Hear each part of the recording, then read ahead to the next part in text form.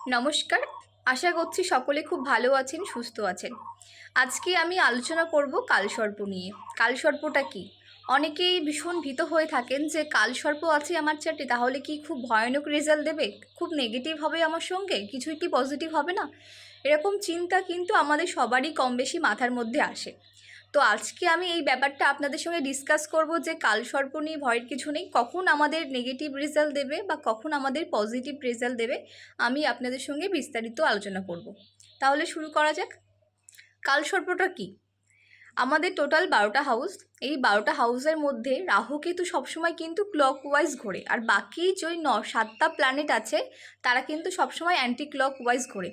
তো রাহু কেতুর অ্যাক্সিসের মধ্যে যখন সূর্য, চন্দ্র, মঙ্গল, বুধ, বৃহস্পতি, শুক্র এই 7টা প্ল্যানেট ঢুকে যাবে, তখন কিন্তু সেটাকে আমরা কালসর্প বলে থাকি। মানে এক সাইডে রাহু কেতুর মধ্যে সব প্ল্যানেট থাকছে, বাকি এক সাইড পুরো ফাঁকা থাকছে। তো কখন আমরা কালসর্প দোষ বলবো, কখন আমরা কালসর্প যোগ বলবো, কারণ দু রকমের হয়, কালসর্প যোগ এবং কালসর্প দোষ।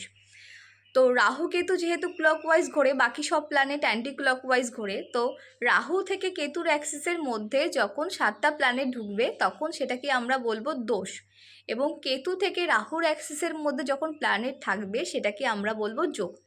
এই যোগটা যখন হবে তখন কিন্তু আপনারা অনেক ক্ষেত্রেই পজিটিভ রেজাল্ট পাবেন, কারণ যোগের ক্ষেত্রে খুব একটা নেগেটিভ রেজাল্ট নেই, কম বেশি থাকে, সেটা সামান্য কর্মের উপর ডিপেন্ড করছে। বাকি যে দোষটা আছে, দোষটায় একটু নেগেটিভ রেজাল্ট পাওয়া যায়, কিন্তু এটা নিয়ে চিন্তার কোনো কারণ নেই, এটারও রেমেডি আছে, আপনারা রেমেডি করলে সলিউশন পেয়ে যাবেন। তো সেক্ষেত্রে ভয়ের কিছু নেই। আর এই কালসর্প যোগ বা দোষ যেটাই হোক না কেন, এর মেয়াদ কিন্তু 30 বছর। 30 বছর পরে কিন্তু এর এফেক্ট অনেকটাই কমে যাবে।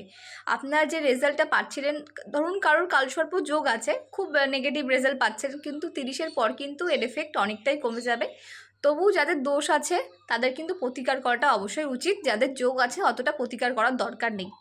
আমাদের কিন্তু টোটাল 12 রকমের কালসর্প আছে। তো 12টা কালসর্পের 12 রকমের রেজাল্ট আসে। তো প্রতিদিন আমি একটা করে ভিডিও দেওয়ার চেষ্টা করব কালসর্প, কোন কালসর্পটা আপনাদের আছে, তখন আপনারা বুঝতে পারবেন আপনাদের কী কী নেগেটিভ বা কী কী পজিটিভ রেজাল্ট দিচ্ছে। তারপরে তো রেমেডি পার্টেই আছেই। ততদিনে সুস্থ থাকুন, ভালো থাকুন, আর আমার ভিডিওটা ভালো লাগলে অবশ্যই লাইক, কমেন্ট, শেয়ার করবেন। ধন্যবাদ।